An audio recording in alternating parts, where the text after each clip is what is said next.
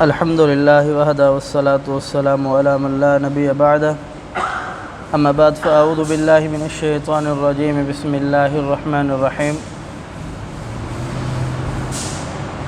وَتِلْكَ حُجَّتُنَا آتَيْنَاهَا إِبْرَاهِيمَ عَلَى قَوْمِهِ نَرْفَعُ دَرَجَاتٍ مَّن نَّشَاءُ إِنَّ رَبَّكَ حَكِيمٌ عَلِيمٌ۔ وَتِلْكَ اور یہ حجتنا دلیل ہے،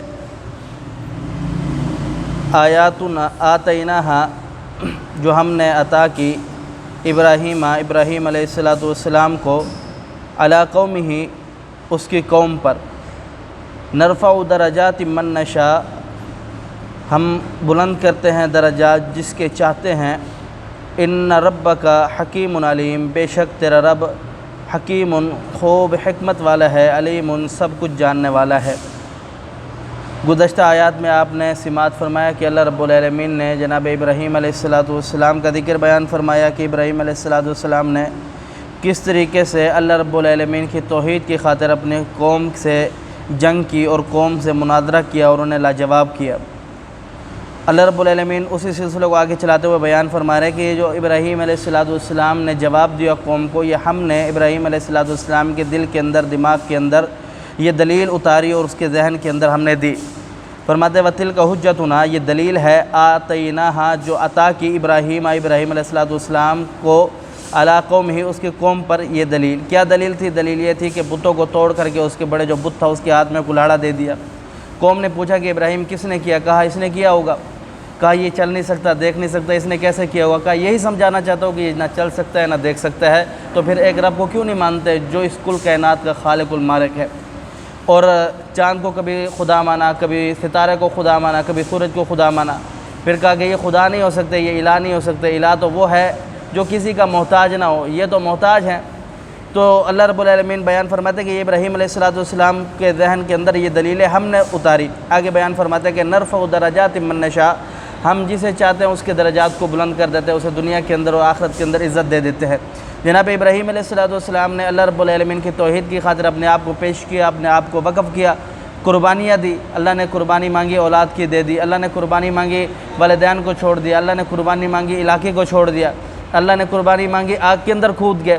تو اللہ رب العالمین بیان فرماتے کہ پھر ہم عزتیں دیتے ہیں، ہم انہیں انعامات دیتے ہیں۔ کیا انعامات دیتے ہیں؟ کہ جتنے بھی انبیاء ابراہیم علیہ السلام کے بعد آئے وہ سارے کے سارے انبیاء ابراہیم علیہ السلام کی اولاد میں سے تھے۔ اللہ نے نیک اولاد دی، جناب عیسیٰ علیہ السلام، جناب اسحاق علیہ السلام، جناب اسماعیل علیہ السلام، حتیٰ کہ جناب محمد رسول اللہ صلی اللہ علیہ وسلم بھی اللہ رب العالمین نے ان کو بھی ابراہیم علیہ السلام کے اولاد میں سے بھیجا۔ اللہ رب العالمین فرماتے ہیں کہ ہم ان کو کیا دیتے ہیں؟ انعام دیتے ہیں۔ انعام اس وجہ سے دیا کہ انہوں نے قربانیاں دی، قربانیاں دینے کے بعد اللہ رب العالمین نے انعام دیا۔ آگے رب تعالیٰ بیان فرماتے ہیں کہ کیوں ہم انعام دیتے ہیں؟ ان ربک حکیم علیم بے شک تیرا رب خوب حکمت والا ہے، جو چاہے رب کر سکتا ہے، اس سے کوئی پوچھنے والا نہیں ہے، کل کائنات اس کے اختیار میں ہے۔ علیم خوب جاننے والا ہے، دنیا کے اندر جو کچھ ہو رہا ہے، جو بندہ جو کر رہا ہے، اللہ رب العالمین کا اس کو خوب علم ہے۔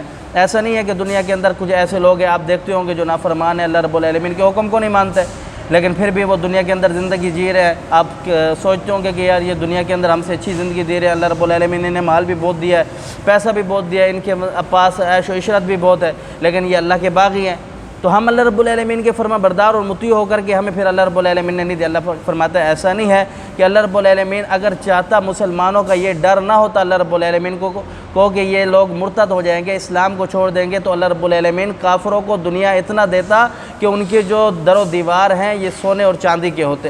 اللہ رب العالمین نے جو کافروں کو دینا ہے وہ دنیا کے اندر ہی دے دیا، آخرت کے اندر اللہ رب العالمین مسلمان کو دے گا، اور اس انداز سے دے گا۔ رسول اللہ صلی اللہ علیہ وسلم کی حدیث ہے، آپ علیہ السلام نے فرمایا کہ اگر کوئی کھجور کا آدھا ٹکڑا اخلاص کے ساتھ خرچ کر دیتا ہے تو ایک روایت میں آتا ہے اونٹ کے بچے کی طرح، ایک روایت میں آتا ہے کہ گھوڑے کے بچے کی طرح اللہ رب العالمین اس کی پرورش کرتے ہیں۔ وہ آدھا کھجور کا آدھا ٹکڑا روز قیامت جب دیکھے گا وہ کوئی پہاڑوں کی شکل میں ہوگا۔ تو اللہ رب العالمین اپنے بندے کے لیے جو فرما بردار اور مطیع ہے اس کے لیے آخرت رکھی ہے، جو کافر ہے اس کو دنیا دیتا ہے، ڈھیل دیتا ہے تاکہ یہ میری طرف آ جائے، نہیں آتا تو پھر جتنا دنیا کے اندر نعمتیں استعمال کر کے آئے گا اتنا اس کو دنیا کی آخرت کے اندر سزا بھگتنی پڑے گی۔ اللہ سمجھنا عمل کی توفیق دے۔ اقول قولی ھذا استغفر اللہ لی ولکم ولسائر المسلمین۔